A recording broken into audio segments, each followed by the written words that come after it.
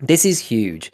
People have been speculating about this for ages, and like having like a ladder character and a permanent character is massive, right? And people like I can see people worried about splitting the player base, the game being dead in some raids, that kind of thing. Like, yeah, you'll split the player base a bit. Like, I imagine most people will be playing seasonal. You would have thought, but people will still go back and just chill out and play their permanent character. And Nikita said that that character is going to take a lot longer to level and that kind of thing. And so you basically like you're leveling your permanent character through like the lifetime of your EFT career. And then you play seasonal, kind of like, when the wipe hits and, for exciting stuff and for new events and that kind of thing.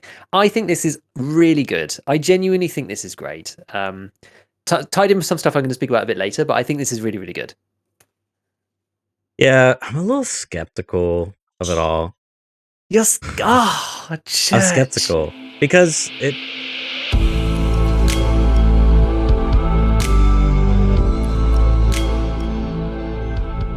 Welcome to ScavTalk, an Escape from Tarkov podcast with a focus on the continuing development of the game, patch note analysis, theory crafting, and general gameplay discussions. My name is Church. I'm one of your hosts. I do content creation, video editing, and occasional live streaming. And I'm GigaBeef, a Tarkov YouTuber, helping players get better at the game. And welcome to the show. Welcome. So we can finally unclench our butthole. Oh my god. I know, someone commented saying that they could just tell the palpable tension in the intro. It's such a weird thing. That's why I tried to make mine shorter, because I was just like, why do we do this to ourselves? Why do we do this to ourselves? It's just not even... You don't want to mess up, because it's like, you got to start over, and then it's like you got all that added tension, Exactly. I don't think we've ever quite recovered from when like you were just laughing and like couldn't actually get through it. I don't think we ever recovered from that one. We're still dealing with trauma. Exactly. How has your week been? You've been playing any more Tarkov? Because I know last week you didn't play a great deal. Have you played any more this week? Or have you been chilling out, just like watching what's going on online? Yeah, just chilling out. Keeping up with the news, Cool. Staying busy on the editing side of things, making good. Did you see the tweet I put out? I did. Oh my god, the green screen one? Yes. Dude, yes, I was like, I got a bunch of things I want to do, but I'm going to do this distraction right now because I'm going to use this in a future edit one day. I know for sure I am. So for anybody who doesn't know what we're talking about, Church has green screens, effectively what looks like kind of a GIF. It's like, I don't know what format it's in, but it looks like a GIF to me. Effectively, it's that kind of style of Klean inserting objects into his prison pocket. It's very, very funny. Oh, Church is much more quiet compared to me. Okay, I'll try to turn him up. Thank you. Cool. Let me know if that's better. Yeah, and it's very, very funny, this thing. Oh, I've managed to put your volume on screen. Yeah, it's very, very funny. The to be honest, that like part of his video, like he's been actually really like cracking out some like proper quality content recently. Just some hilarious things going up on Twitter, like some short videos he's been doing. Yeah, like, making fun of the community and that kind of thing. It's been pretty good. So, and that was like a proper classic moment out of one of his videos. That I'm really glad. How did you do that? Did you like rotoscope each frame or something like that? Or? And basically, so it was a really pain in the ass. We won't spend too much time, but because I didn't have the source file, I just ripped it from his YouTube, and basically it was like the YouTube video, the editor that edited it, he had him like in like the standard, zoom in on the camera, and then as he was talking and doing the thing, the editor just zoomed in on him. So I had to like take that zoom and make it the same for each frame, so that way you couldn't notice it. And then that was painful because then I had to like crop out the background. So as that zoom transition was happening, I had to like readjust the cropping, and like I basically just outlined his body and tried my best. And then once it was like, transparent background, you put the green screen. It was a lot of fun to like figure out how to green screen. Cool. Something. Yeah, that is cool. And, so but yeah, I thought it was quite funny. Did you did you respond at all? Like, did he say anything? Who, Klean? Yeah, no, he didn't. No. I thought it was good. I thought it was good. Yeah. It was fun. So you've been busy then. That's Yeah, that's Midnight Tarkov. I'm actually working on cropping out some other. There's a meme. You know the astronomer meme where they're like dancing with the coffin. Oh yeah. Well, there's a Tarkov one where it's a bunch of PMCs, like a Hmm. USEX dancing, and so Hmm. I'm cropping out the background of that, and I'm using it in a Oh, edit that's cool. coming That's up. cool. So yeah, it's a lot of fun. Good That's stuff. been Good me. stuff. How about yourself? Excellent. What you been up to? I've not been able to play a great deal this week in particular, but I had Mhm. another good stream on Saturday after the last talk, and basically played Yeah. reserve for a couple of hours, and it's been really good. I don't know. I could see myself becoming a reserve main. Honestly, like it's decent because the problem is that I find myself kind of falling back to like you look at the classic maps, and one of my problems with reserve was that I didn't play it early enough when it came out, and so I kind of fell behind a little bit, and then like lots of other people were better at it because I just was focusing on the other maps just because of what I was doing at the time. And I find that like because of the way that I've kind of developed organically as a player, um, I end up kind of reverting back to customs because it's the one map that I'm kind of familiar with everywhere. Because like Shoreline, I'm not really much of a resort chad, but I like the outside, and um, and then Woods is kind of like weird because I like the old bit, and then the new bit's kind of a bit strange for me now. And it's like lots of places and lots of maps are kind of becoming a bit odd. And so I end up just like, yeah, factory is obviously factory. It's different. I don't feel like it's the same, and I don't really like interchange Mhm. a great deal. So I've always kind of like resorted just sort of back to customs again. But after playing reserve, like I kind of got on with reserve quite quickly. I mean, it's not a massive map, so I don't get lost very often, which is also really really nice because my sense of direction is awful, as people in chat will attest to. Um, like I constantly go to the wrong extract and I get lost in interchange really easily. But reserve's like kind of obvious in that way. So I find it like it's just a nice experience, and there's like such a good range of like distances and types of fights. There's like the close up stuff in the buildings, the outside stuff around the train station, the underground. Like it's a really neat map actually. Yeah. It's got a bit for everybody. You know, there's like super long range sniping from like dome down onto everybody else too. Like it's cool. It's such a cool map, Yeah. and I just haven't invested enough time in it. And playing it kind of like two streams in a row. I played it like the uh yeah, like Friday before the last one that we did, and Mhm. then Mhm. and then basically all of Saturday, and it was just, oh dude, it's been amazing. I've been using the SR15, so oh sorry, SR25.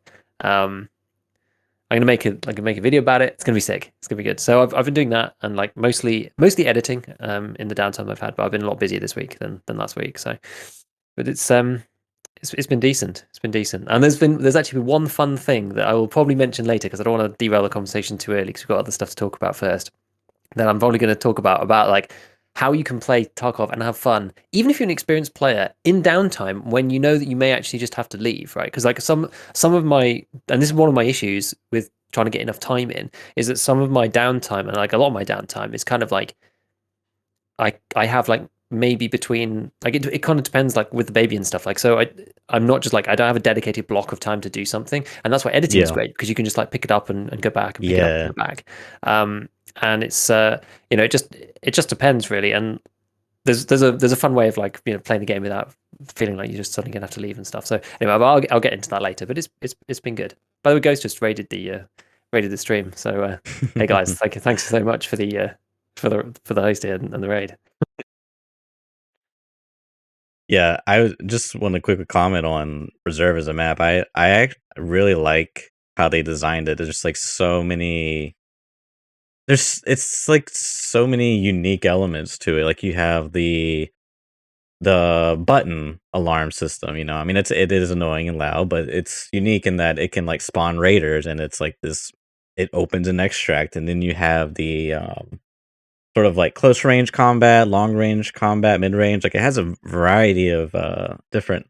Then they got like the whole underground area they added, and then you got the train that can come in that I think also can spawn raiders, and then you have Gluhar.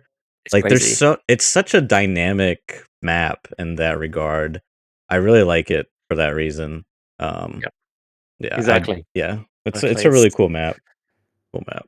it's so good. It's so good. Anyway, right. So the big news this week: the podcast with Klean, with Nikita, with Brandon Herrera, and like a bunch of the other guys.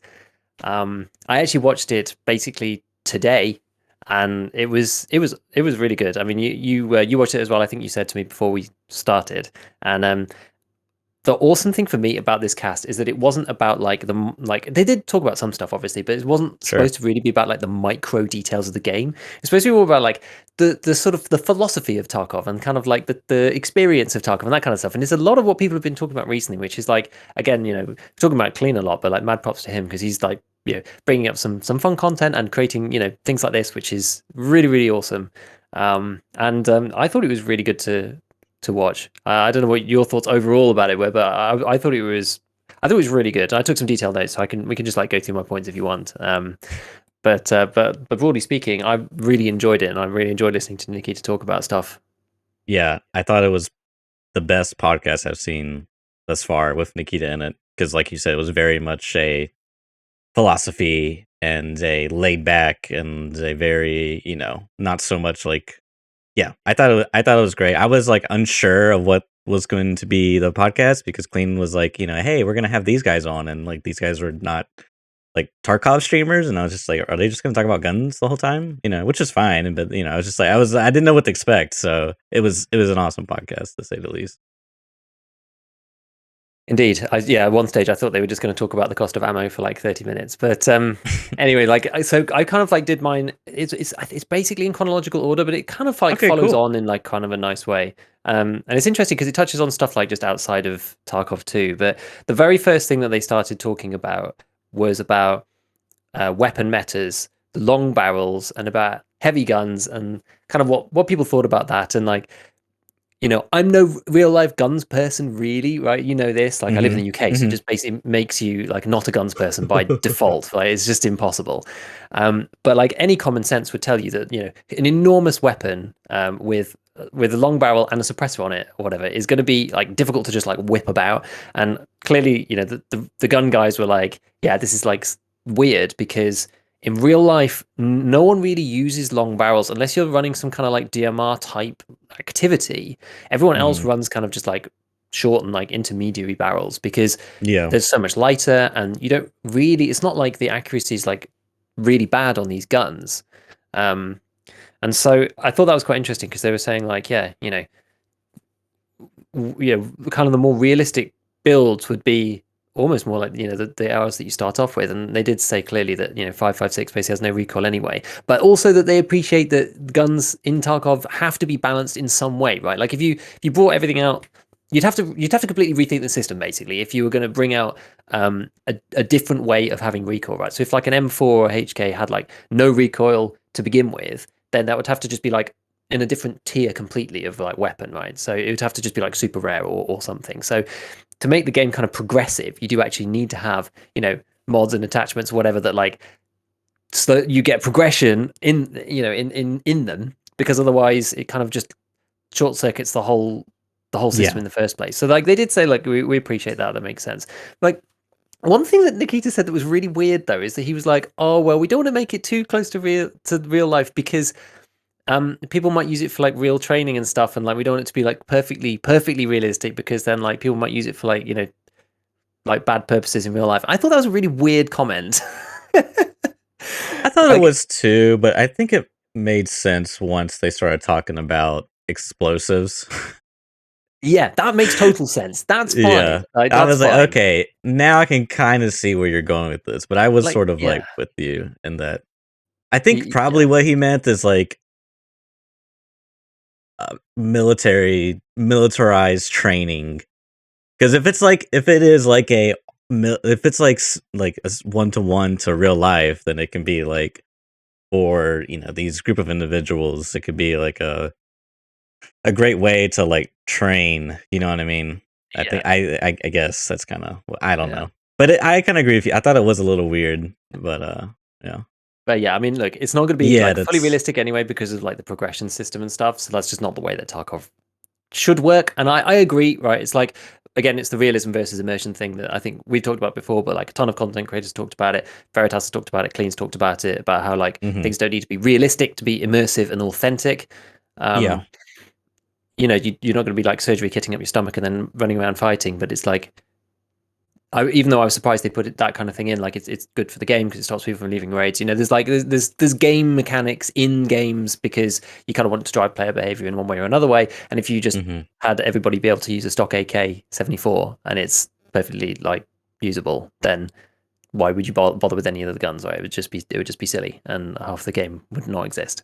Um, but yeah, it was like the one that honestly, like the overarching theme of the whole thing that I thought was amazing was that Nikita was actually in a really good mood. Like Yeah. people were, obviously talking up the game and stuff, but it's just like it was just nice to have him like talk more generally about how the game kind of affects him, his life, whatever. And he was just like, everybody in the Russian gun shops knows who he is. Like they all know like Tarkov. Like every time he goes into any Russian gun store, they're just like, we're not going to ask you when the wipe is, just like all being really, really funny about it because everyone knows who he is now.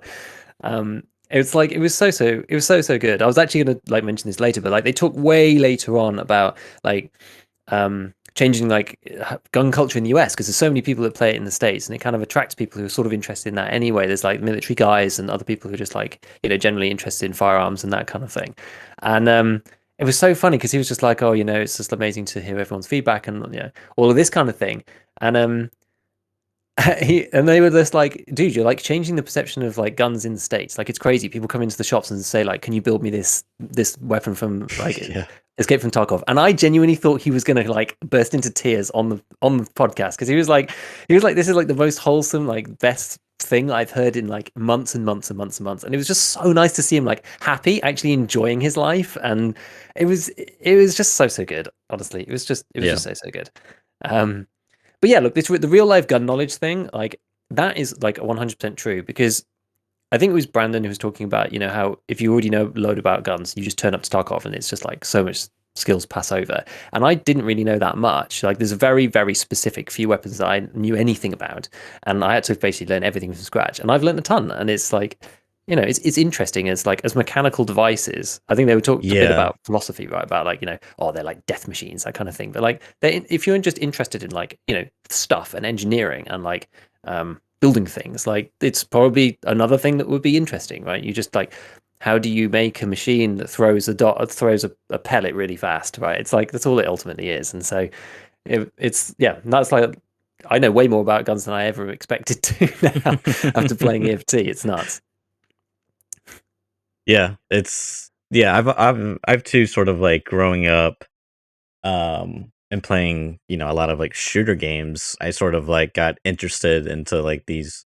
I would like look up the guns on Wikipedia and read about them and like try to understand them, because a lot of them are like military guns, you know what I mean? You never like you see them in like pop culture and stuff, but you don't really know like, and games don't typically represent a real world, you know, you just the real information is like not accurate to the real world and stuff. It's all like just fake and stuff. But Exactly. Like yeah, they were even talking about Shroud, right? Like coming from yeah, I PUBG thought that and was that kind of thing. hilarious, dude. That was so funny. Where he's just like, Yeah. not all the AK ammo fits in the different AKs. Like, what's going on? It's like, no, that's not There's how it works in real life.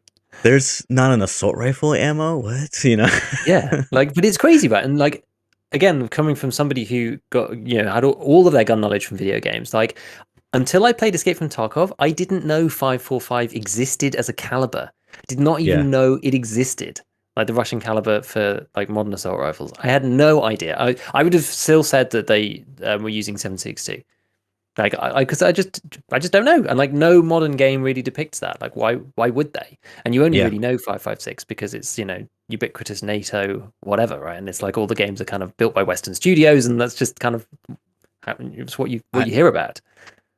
I even think the most recent Call of Duty title lists the AK-47 twice. One is in the 7.62 variant, and the other, which is like incorrect, as the 5.45 by 39 variant. It should be AK-74, not AK-47.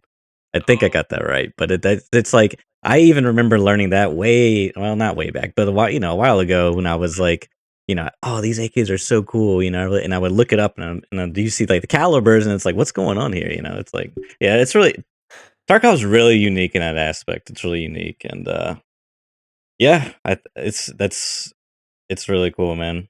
It's really It is cool. it is good. It is good. Right. So, next up, they said, or Nikita said, that they're starting Mhm. to going to be introducing the storyline quest soon. So we know that they've kind of said about this and they've spoken about it. And it was interesting to hear what he said. Like he's kind of starting to allude to like what it's going to be like. You know, he says like it's going to be like Bear and USEC to work together to overthrow evil. So it's a bit like the Raid series. Did you end up Yeah, watching the Raid series? I By the way, I did. can't remember whether I asked you. You did. Okay, and I you watched the did. hour-long one, right? The full one that came I through. watched the yeah, I yeah. need to actually watch that because I think there's some scenes that I haven't seen.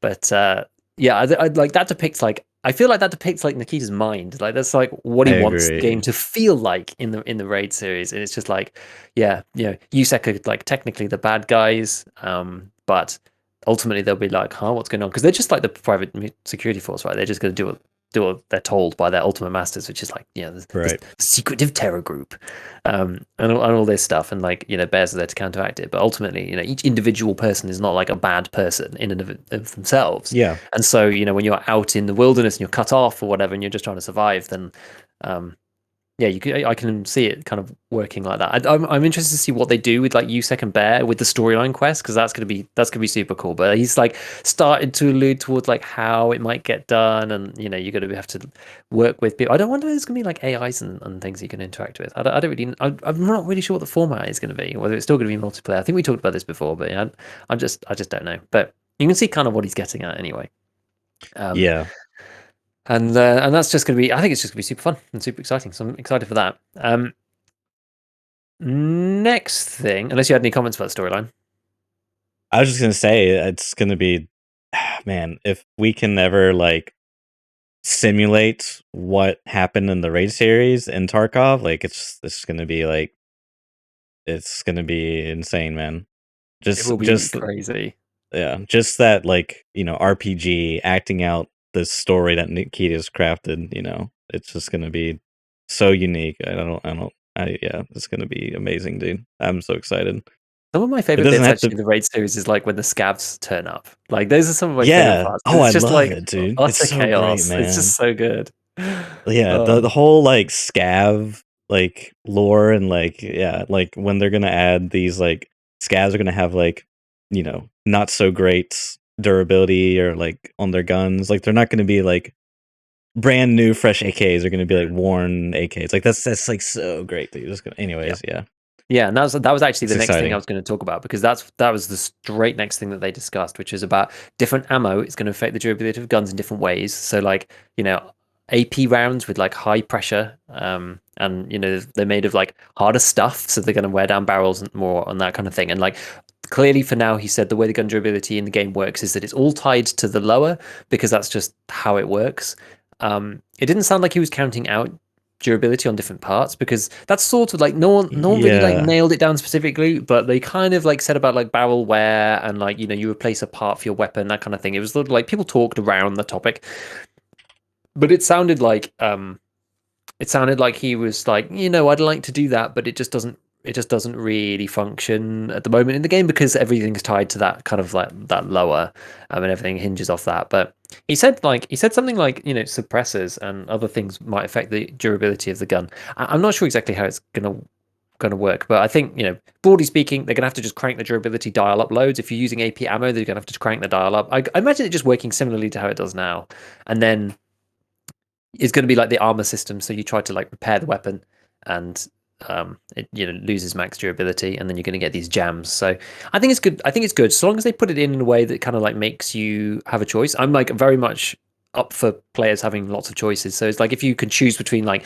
it's a 50k AK and it's a 50 durability, or it's a 100k AK and it's a 100 durability, and like, you know, the repairing kind of makes sense, and that kind of thing. Then I think it's a cool mechanic. I'd still quite like. I don't know. There's lots of things they can do with it. Anyway, so we'll So see. We'll if see what I happens. understood it correctly, it's tied to the receiver. Is that what I understood? Yeah, so it's like the That's the kind of what red I bit. yeah.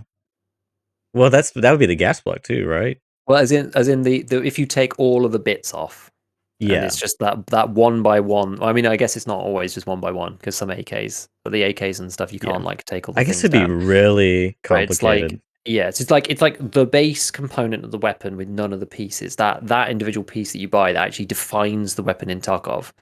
Um, It's like, what is it? It's like the trigger assembly and like the firing pin Mm-hmm. mechanism and that kind Mm-hmm. of thing is like the smallest you can get it for like the M4 or whatever. Is like you just have that 1x1 block, and it's called like M4A1. I mean, that's the reason Yeah. why the ADAR conversion thing works in EFT, right? Because of the way that the game is hinged off that. Like there is like one piece which is a base piece, and then every other piece branches off from that like initial part. It's not like it's just another part, you know. So like you click on a barrel or whatever and it's just a barrel. You click on a pistol grip, it's just a pistol grip. But like the lower for these weapons like has the durability stats on it, it has the fire rate on it, it has like all of the like Right. major Right. details, like what caliber it's for, like all of that stuff. All of that stuff's already on there. And so that's already got. I mean, that's how it works now, right? They have durability on that part now, and no other parts have durability. I think it would be so sick if they had added durability to all the pieces. Like, that'd be so cool to be able to just like change out one piece or another piece, because like it's gonna be okay. And he says you're gonna have to look after your guns, and I would hope like people Yeah. talk about like gun cleaning kits and stuff. You have to look after your weapons and that kind of thing. And so I think it's gonna be fine. It's gonna be fine the way it is now. There's not gonna be any issue, and I don't think there's a huge advantage in like having all the components have all their stuff. It would just be neat, I think. But I think it'll be okay the way they implement it now, Yeah. Yeah. based on what they've I said. kind of wished it was more like durability on the parts, but I just like I can imagine that being a nightmare Yeah. to like code and then manage and like because you would basically have like sub things that could break. Like it just sounds so now it seems like you'll basically be buying a new receiver maybe like every like I don't know every so often or do you repair it? I don't know. I We'll think see you can how it repair it. turns You out. you can repair it with diminishing returns the same way as armor, is what you said. But I guess like sometimes you'll just be throwing it away and buying a new one. But Hmm. that's going to add an interesting. That's actually an interesting point. That's going to add a weird dynamic in terms of like not that many people buy like just the base weapon, because Mechanic sells a lot of like just Yeah, he receivers, does sell. Yeah, and yeah. not that many people buy them because unless you're doing a very specific build, Hmm. it doesn't make sense to buy it, because you either buy one off the flea, and the flea guns are always usually really cheap. And then even if you're changing everything, right? Like say you want to buy a 22-inch barrel, like the long story short is that usually if you were going to piece together the default weapon that you buy on the flea market, that weapon normally would cost like 1.5 times to 2 times as much to actually make from all the pieces. And so that's why when you go back to, so you take like an M4 off the fleet and you try to sell it, or a FAL is actually really good. The SA58 is a really good example. You buy them off the fleet for like 50, 60K, and Mechanic will buy them for 50, 60K. And that shows that if you were to try and build that basic vanilla SA58 yourself from traded prices, it would probably cost you like 100K. You see, and so like no one ever bothers buying the base, because you can just buy the actual gun from the flea market and sell all the pieces, make some money back, and then buy all the pieces that you do need afterwards. So Right. this is going to be quite interesting with the durability thing, because like as you said, you're going to be wanting to swap out that lower sometimes, It's and all going the to other make pieces are unaffected. But it's going to be interesting that you're going to have to do that. I don't know if it's going to have a big impact, but depending on how because they're basically making the receiver more of a consumable or well, there's a economical term for it, but whereas yeah, the other parts are going to be more static. You know what I mean? Like mm, you'll never have to. So there yeah, definitely might it'll probably affect the market somewhat depending on various factors, but it's gonna be that yeah. will be depending on how severe durability is. Like if it's every 3 raids, you got to repair it.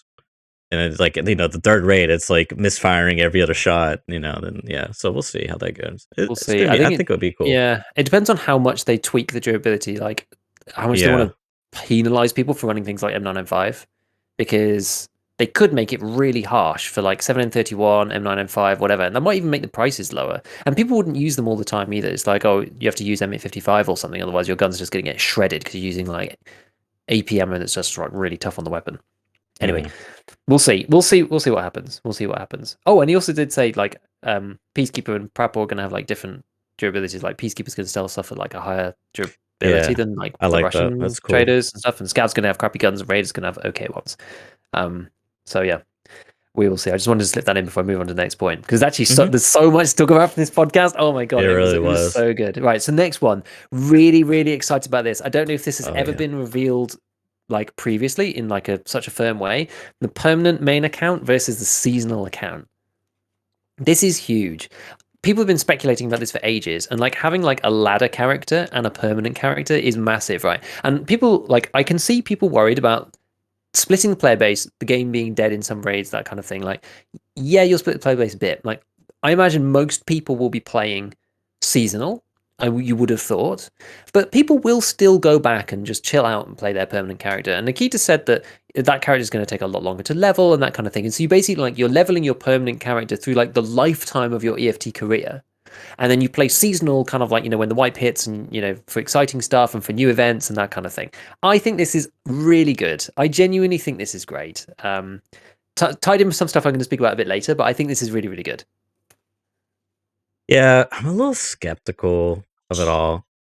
Yes. I'm skeptical because Nikita originally he wanted a wipeless Tarkov. That was like the end product.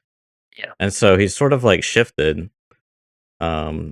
suddenly to us, or to me anyways. And so it's really interesting, and I took down some notes of yeah, I'll just read it. So Okay.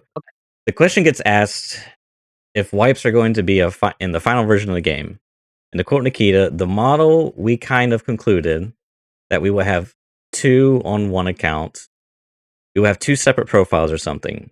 One of these profiles will be permanent main account profile, and second will be a seasonal account. And if you want to participate in seasons, you will have a slightly altered gameplay features or stuff like maybe different some kind of things within the game suitable for this concept of seasonal based wipes. And then he continues on. Of course, I personally really like wipes. And then Klean interrupts and says, they keep it fresh. And then everyone on the panel like nods and agrees. So I just thought it was really interesting. Real quick, I wanted to comment that he said the phrase, "You will have a slightly altered gameplay features." And that part really interests me because we don't really know what he means. Yeah. And he goes on and where he says suitable for this concept of seasonal based wipe. So that can, to me, that could mean something like dynamic events within that wipeable period, that. But again, I don't really know what that means. And then, so to go back, unless you had something you want to say, Nope. Keep going.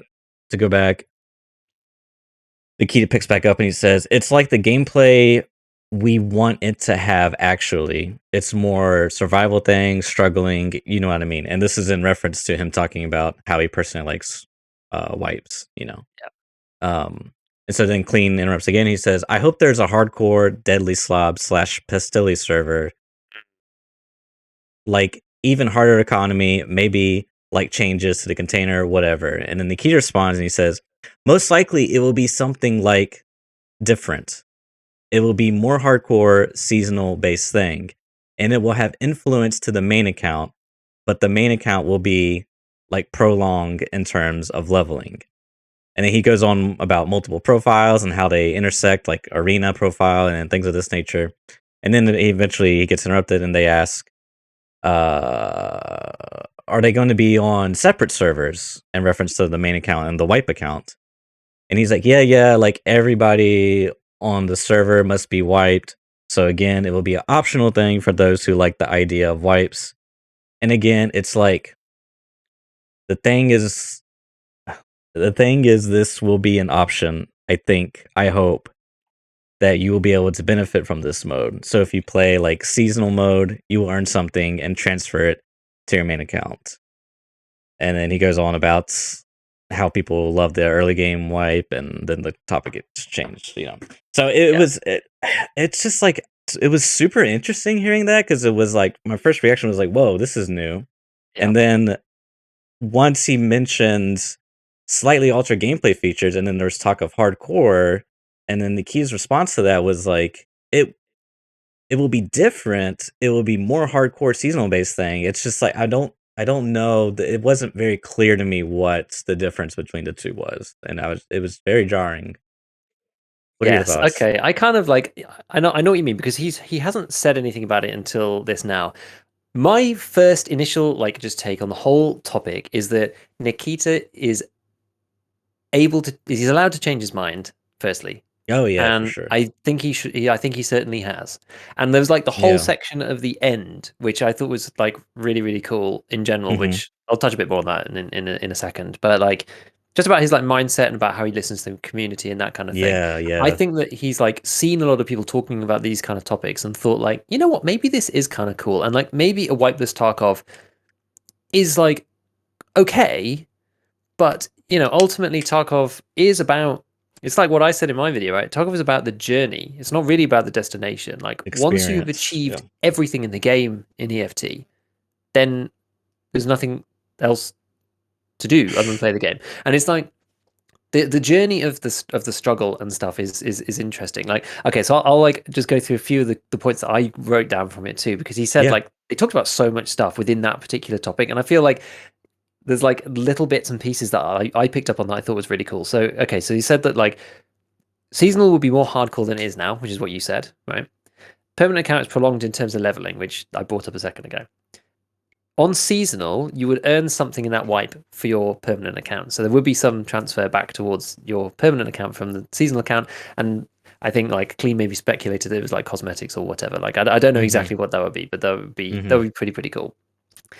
But okay, so then when they were talking just in general about like his philosophy of the game and that kind of thing, um, and this was actually the clean rant about him wanting to Nikita to make the game he wants to make, right?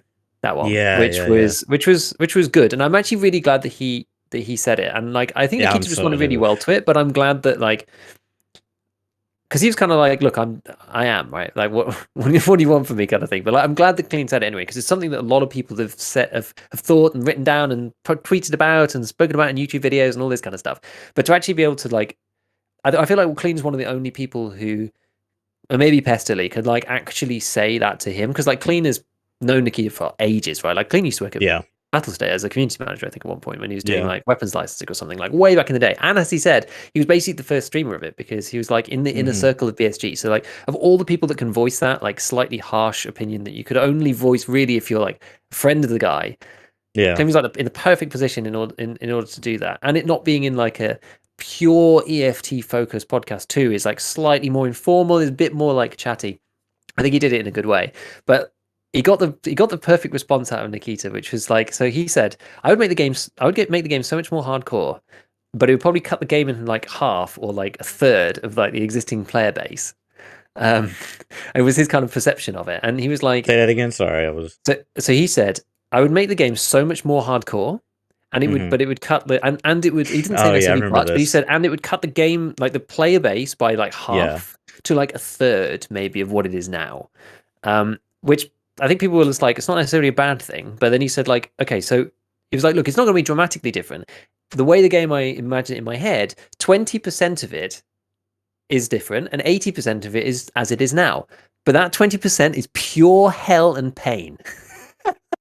The bit that he would change, the 20% that he would change is pure hell and pain. And I can see what I can imagine what he means, right? It's just like things like making things harder to find, just you being constantly in struggleville, and it's like there's no ammo anywhere, and it's just like it's just really, really difficult.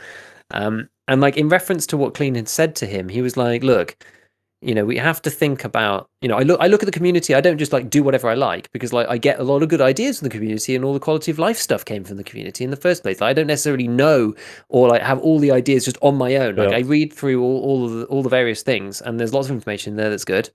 And I think he's, so just referencing back what we were talking about a second ago, I think he's changed his mind around the wipe cycle and whether we need a permanent and a non-permanent character. And that's really good, honestly, that he's like receptive to feedback, like filtering it through what he wants and saying, okay, this is actually closer to the vision that I wanted, even though I didn't realize it maybe at the time before. Like a wipeless Tarkov actually isn't more about what my vision is, because the vision is about pain and suffering. And you don't really get pain and suffering with a wipeless cycle, except for people who are like new. So you have to have the wipes to kind of keep it interesting and stuff, because everybody is starting at zero, and it's about that progression from nothing. Anyway, so Clean says to him like, we really want you to change the game, blah blah blah, and he says like, I watch the community and I take everything in, and Clean's like, yeah, just rip the band-aid off, just do it, and Nikita's like, well, I don't really know like fully how, right? I'm like I'm getting there. Like I kind of have an idea in my mind, but like practically speaking, how exactly to do that, I don't know. And Clem was like, yeah, just get it done, just get it done. And Nikita's like, we are getting there, but we're doing it slowly. Yeah, And I which was I think like, is a good approach. so good. He's basically like, I don't Yeah. want to just piss off everybody simultaneously. That's not really his goal, right? It's not in his best interest either. Ultimately, it is still a business too. So he doesn't just want Yeah. to like, vaporize 70% of the player base, like if he can help it. And if instead, so there's a saying about like the boiling frog, right? It's just like if you set a frog in water and then you slowly heat it up 1 degree at a time, it doesn't notice Right. and eventually dies from boiling, but doesn't realize. And it's kind of like that, right? So like if you can keep your player base and everyone grumbles and gets disgruntled or whatever, but you slowly just like tweak towards the final result, a lot more people will be kind of I don't they won't necessarily notice it, or they get acclimatized to the changes as it goes along rather than just getting like Yeah. slammed Yeah. all in one go. And that gives me so much hope for EFT. It is unbelievable to hear those words out of Nikita's mouth, because you could see he had a wistful look in his eye, being just like, we are changing the game to be very hardcore and it's happening very slowly, you won't even notice. It was like brilliant. It was brilliant. I loved it. I loved it. So he's actually such a funny guy, so he's just a Yeah. pleasure to listen to. um but that for me was the crux of it. Was they're doing it. He knows what he wants. He's taking information from the community. He's like figuring out what fits best with the vision that they have, and is slowly changing it to get there. Sorry, so that so the community doesn't just like implode, and he keeps the community as it is.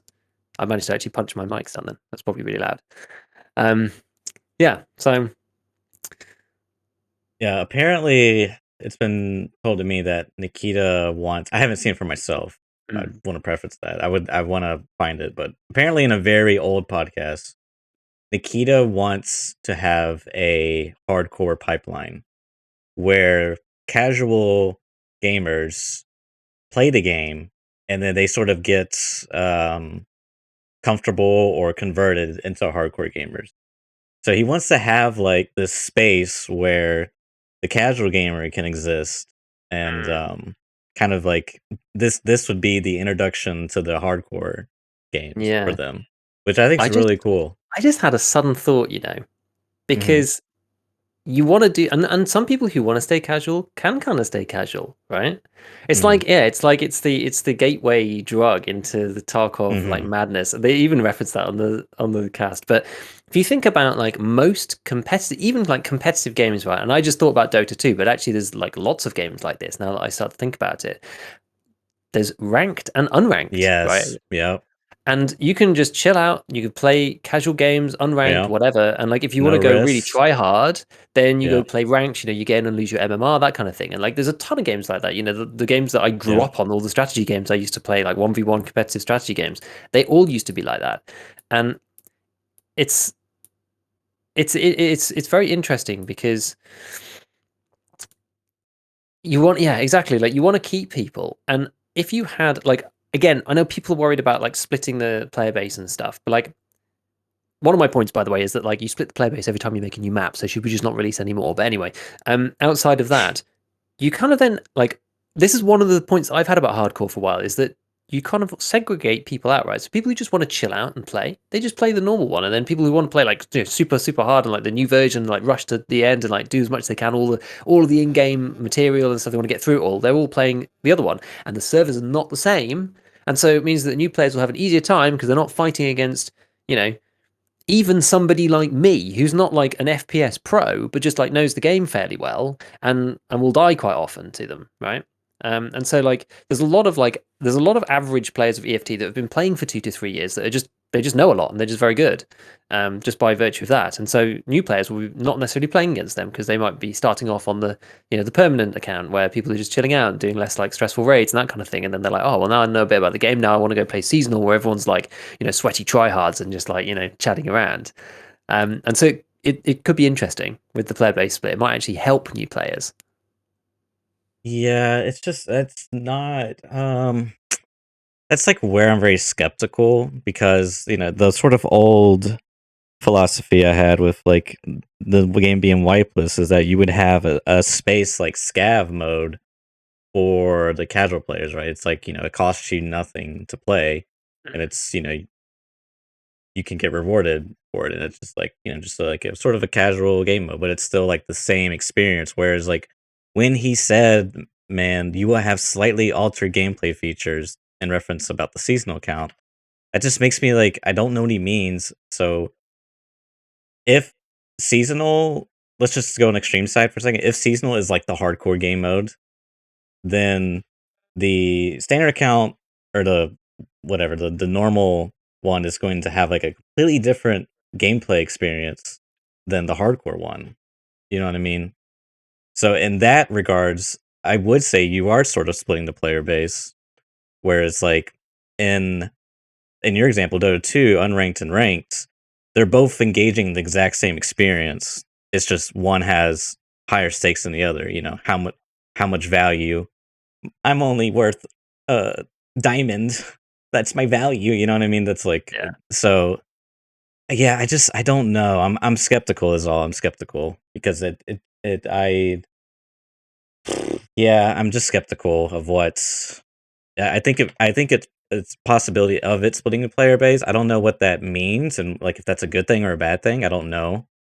But I don't. I wish I knew more about slightly altered gameplay features. I keep looking at that and just, yeah, I don't think know, people man. would play. I think people would play both, and I don't think like when he says slightly altered, I think he means slightly altered. Like I don't know, but my speculation would be that the broad strokes of the game will be the same.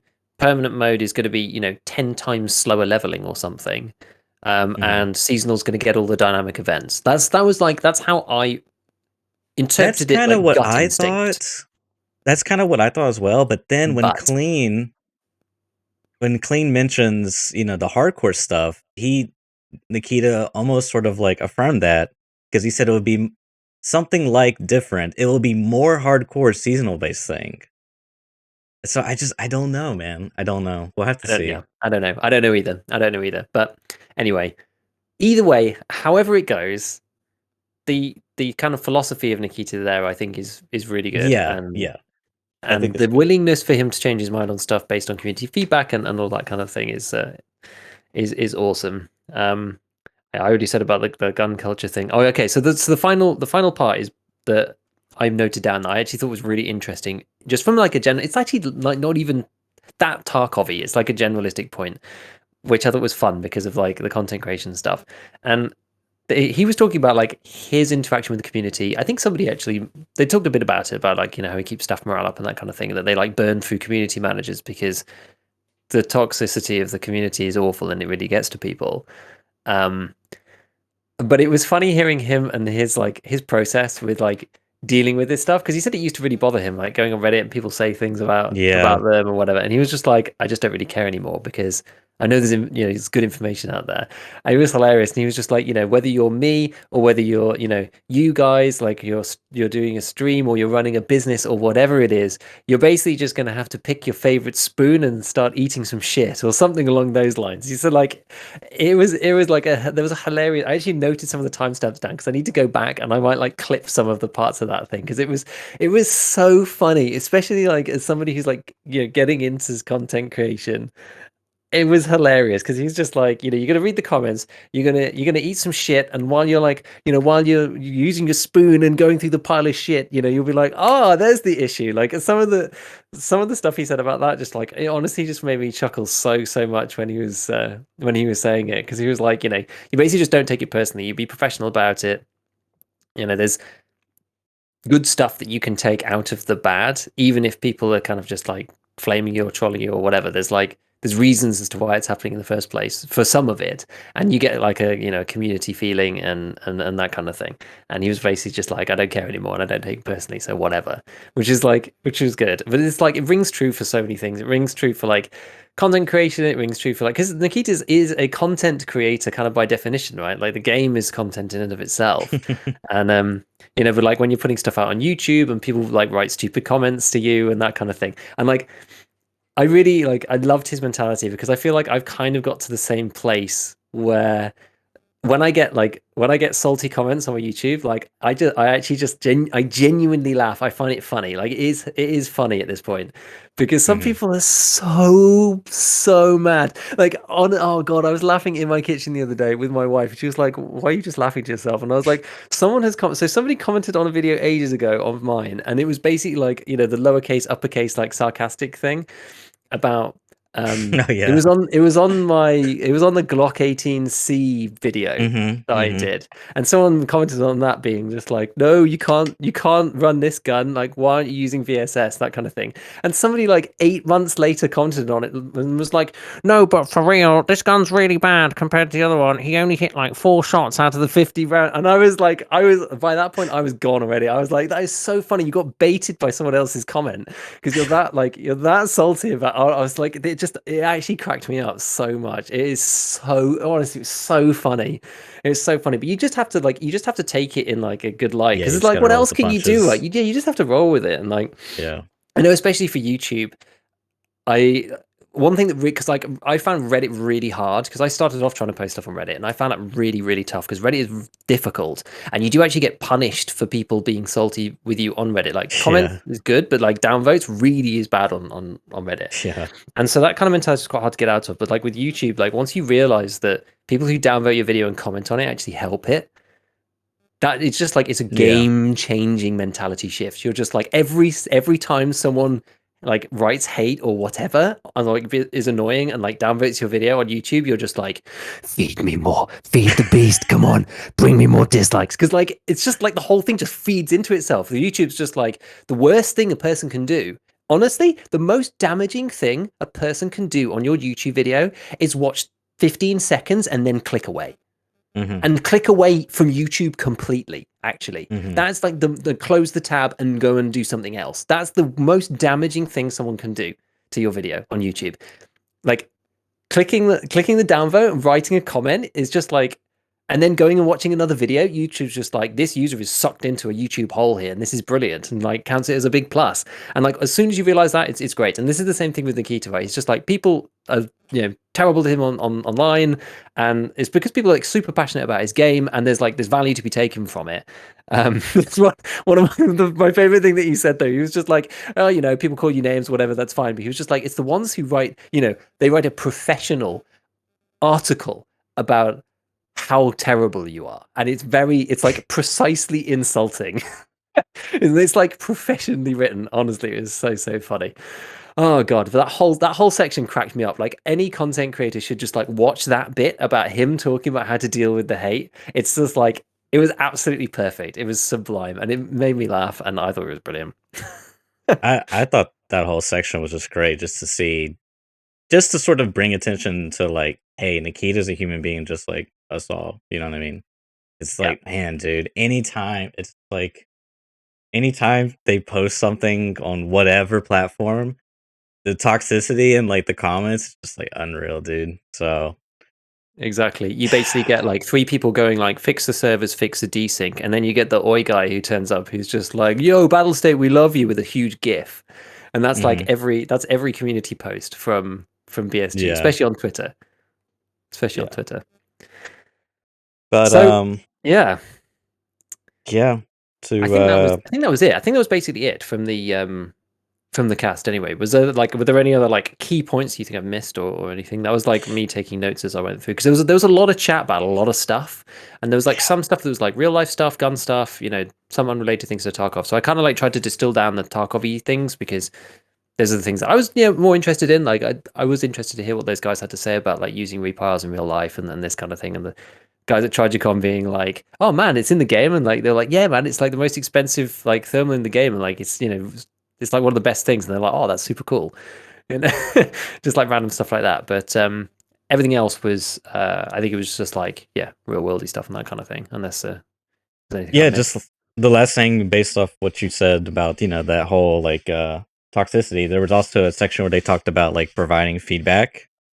And I really enjoy that because it sort of like gave me hope because I have like a couple different projects I'm working on in that regards to like feedback. One of them being with Arc Semester. And Hmm.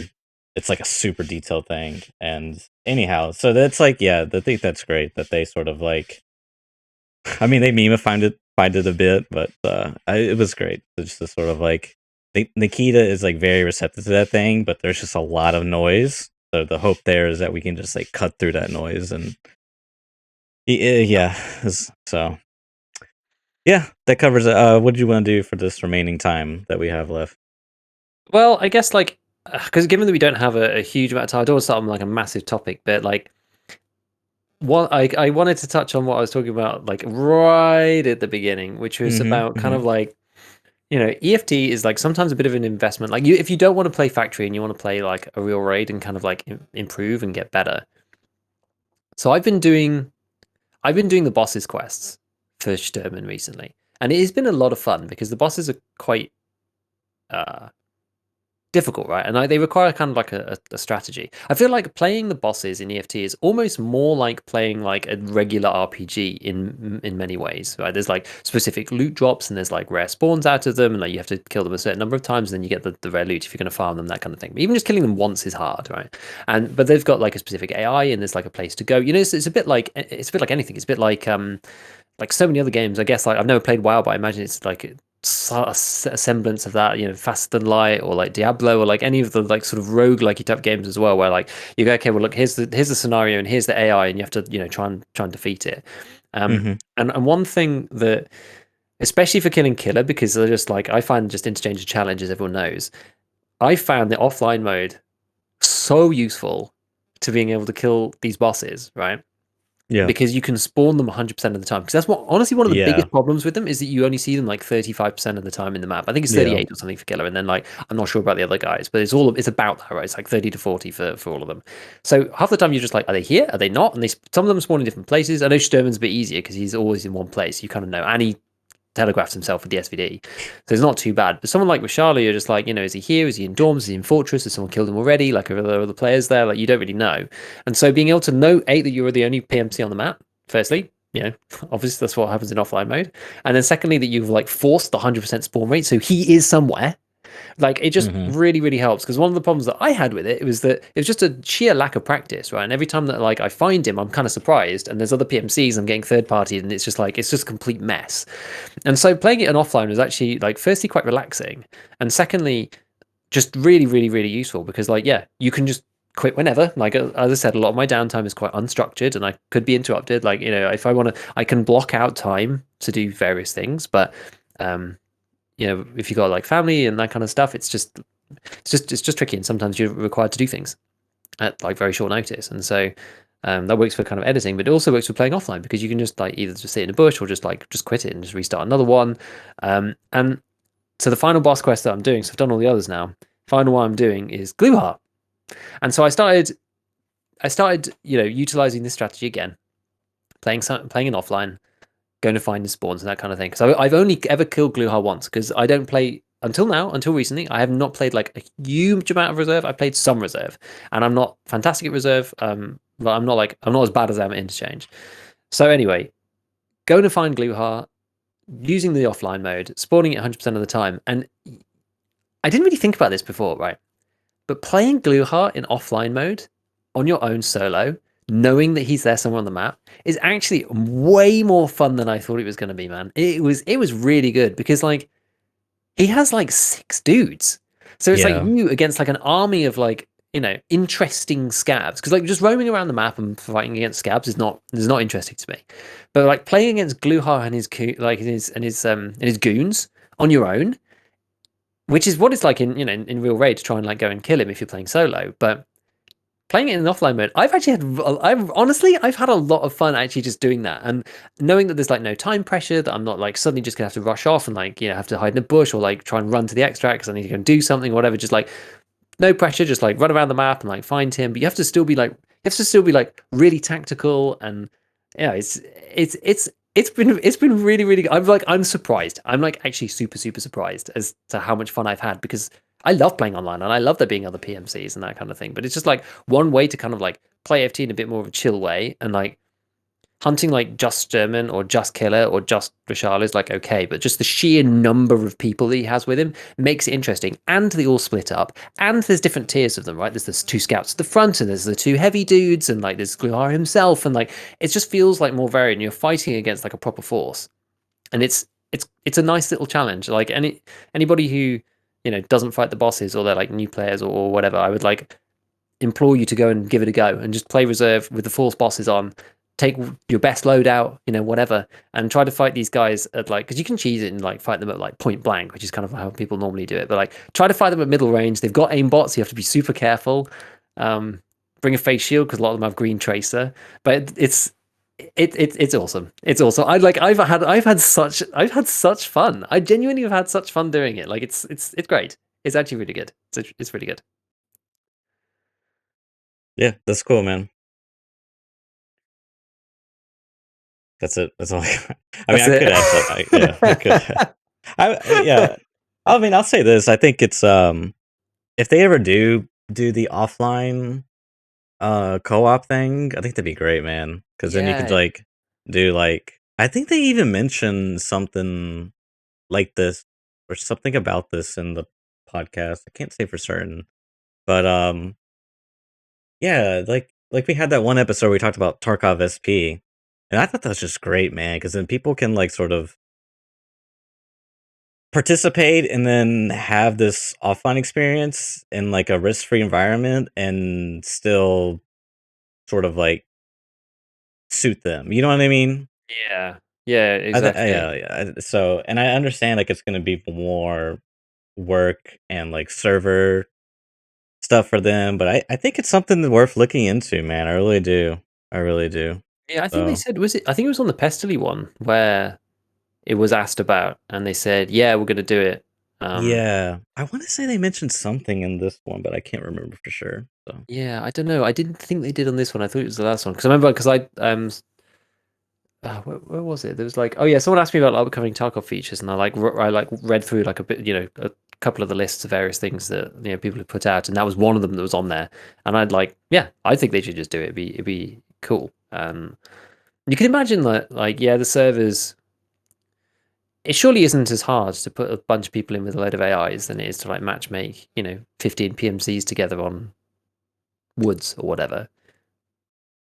yeah, I I guess you guess still it's have to just render everything, but more. like, I guess more of like you need additional separate servers, and yeah. these are strictly going to be for this thing. I guess that's kind of the It's true, cost. yeah, because they don't want to give up the server kind of management to the community. I suppose it's just the issue Yeah. because then you run into all sorts of problems, right? And I think that's the issue. A reason why SP is a bit of a like dodgy topic is because it's kind Hmm. of once as soon as you like relinquish that control, then you open yourself up to all sorts of other stuff, and people have greater access to how that works. Like if you can just interface the client with a pretend server or whatever, you like end up on some like there's potential routes into dodgy ground, and it kind of like ends up Hmm. could help the RGB RGB chair community and that kind of stuff. It's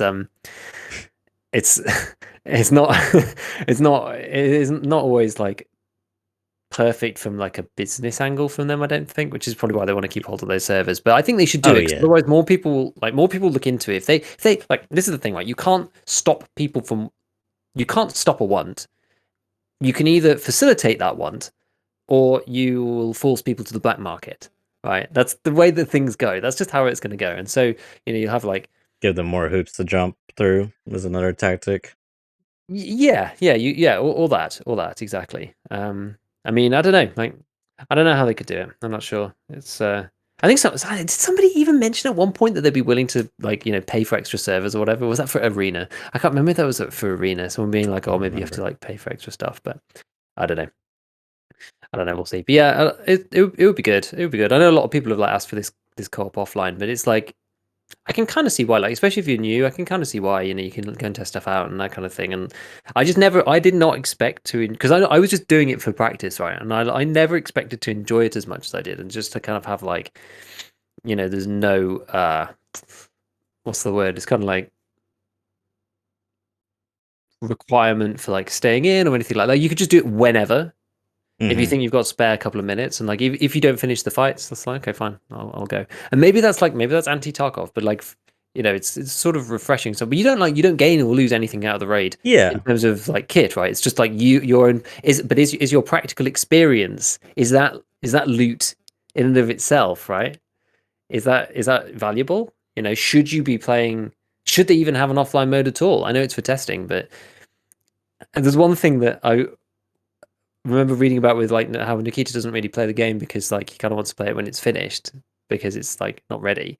And I was like, man, I'm kind of like jealous of those people who are going to play Tarkov like 1.0 if yeah, we ever get there, because no matter how much it's different, right? We're like on the community of like following through everything that happens as it happens.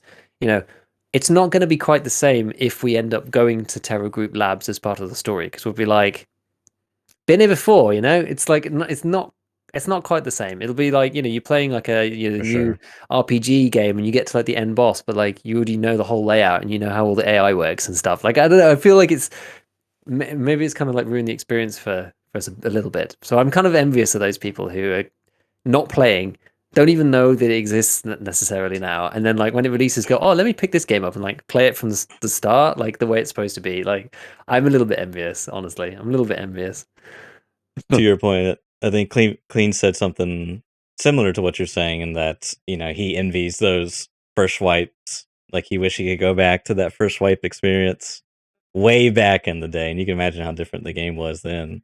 But yeah, Yeah, that's for sure. I mean, he was talking about med animations, right? And about how you could yeah, run a gun and shoot, whatever. Because like when I started playing, the animations already in.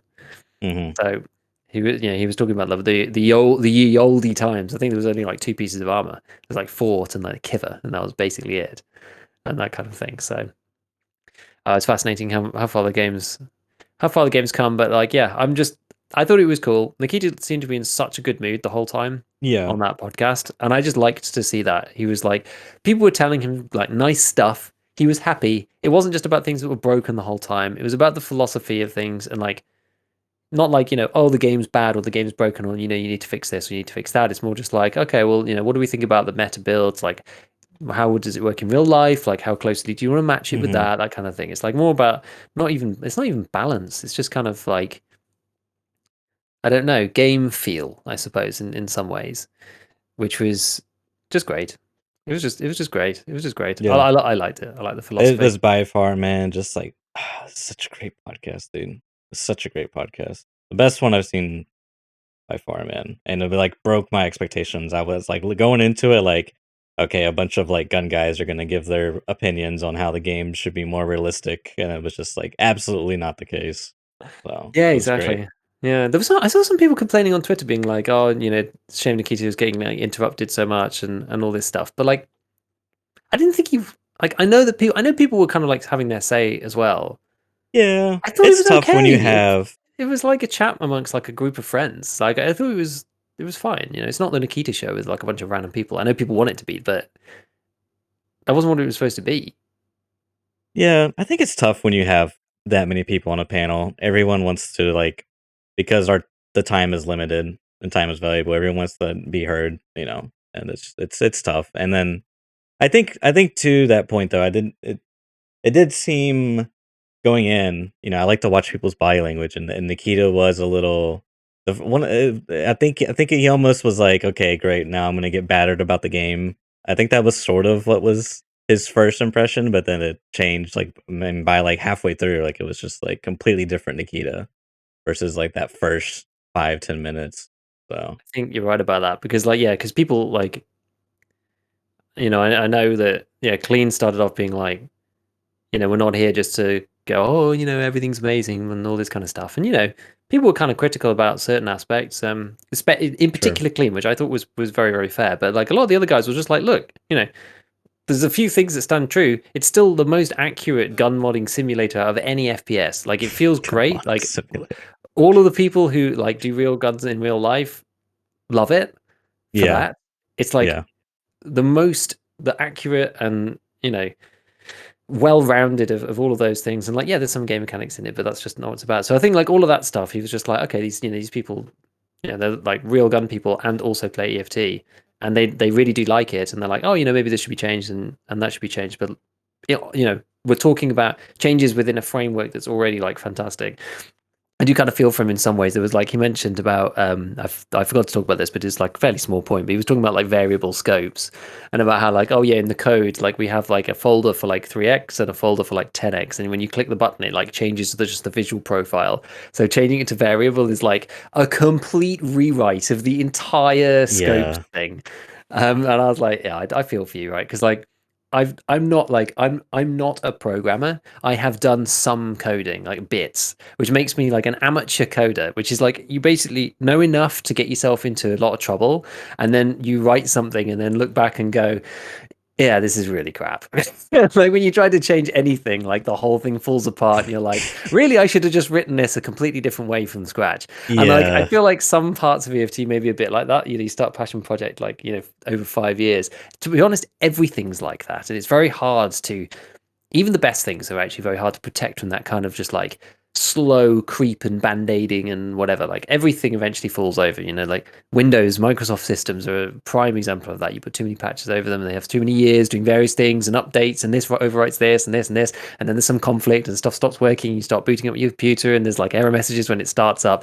Like it's the same as like everything. It's very, very hard to protect against that. So I do feel for him.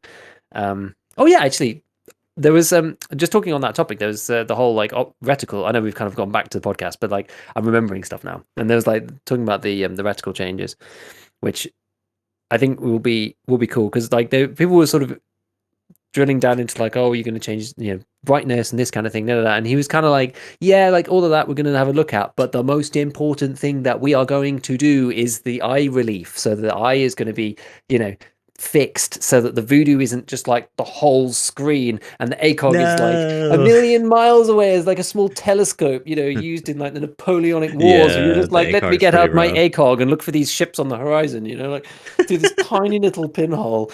It's just, yeah. I was like, what if they fix that? It'll be great. And like ACOGs are the worst for that in EFT because they Yeah, are they're like, bad. it's just like, yeah, you get it out and you're just like looking through this like tiny little slot. It's just rubbish. But and everybody loves the ACOG. That's the thing. Like people love the ACOG in real life because it's a scope that's just like everywhere and everybody uses it.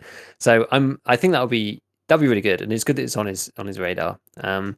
I don't Sure. actually necessarily think it's like the most important thing of all time to fix because like people know the guns and Yeah. scopes will work and it's fine, but like it does need to get done at some point. I mean, to your point, like the variable zoom, it's like probably one of the things is like, hey, let's just do this for now as a placeholder, and then we'll come back to it later. And it's like they're still working on finish the game. You know what I mean? That's like maybe Yeah, a polished state, or like let's just do it when we do like a major optics rework. You know what I mean? It's yeah. like one of those things. So it's like while we as testers and like players are playing it now, this is like, hey, this is really something we really want now. It's like hard to Mhm. like satisfy that. So Yeah. yeah, hashtag relatable. Indeed. Indeed. All right, cool. So should Oh, we wrap it up there? I think so. Yeah, I think that's about Cool. it. We managed to like deviate off slightly into something at random, and then just go pulled straight back into the podcast and all those various Just things. like But Tarkov. exactly, just like Tarkov, it's the terrible relationship that you can't leave. You get punished, but you just can always come back for more. I did love chat. Just like literally, chat was just like a wall of like punish me, Nikita, at one stage. Just like hurt me more, Daddy Nikita. It was great. That's awesome. Oh, it was good. It was good. Yeah, looking forward to the future. Yeah, It's gonna be awesome. very It's gonna exciting. be awesome. Cool. So, Cool. yeah, we'll wrap it up there, guys. I want to thank everyone for tuning in on the live show. This will be up on YouTube, Spotify, Apple Podcasts. If you're listening to this now on Monday and you want to shoot us a message, got a question for us, whatever, want us to discuss a topic, feel free to message us, anchor.fm/scavtalk/message. You can record the message, send it to us. We'll even, if it's something that we want to discuss or we think it's cool and interesting, or you have a really cool comment, we'll play it on the show. So you can get, hey, mom and dad, I made it on the show. Yay. You can tell your folks. Anything else, man? I think that's about it. I think I'm good. Cool. All right, we'll wrap it up there, guys. We'll see you next week. Catch you later.